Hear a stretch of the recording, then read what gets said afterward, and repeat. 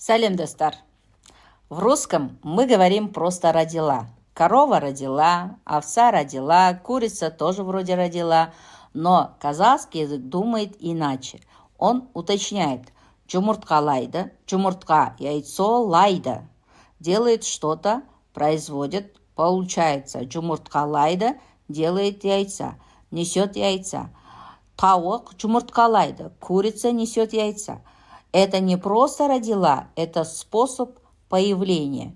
Қоздайды, қозы, ягненок. От этого слова появляется глагол. Қоздайды, рожает ягненка. Қой қоздайды, овца ягнется. В казахском действие связано с детенышем. Бұзаулайды, бұзау – теленок. Бұзаулайды, рождает теленка. Сиыр бұзаулайды, корова телится. Видите разницу? Русский описывает факт. Казахский уточняет смысл.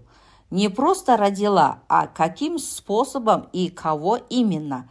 Поэтому казахский язык очень логичный и образный.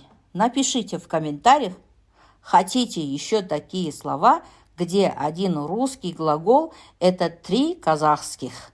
Сохраните. Это уже уровень выше обычного разговорного.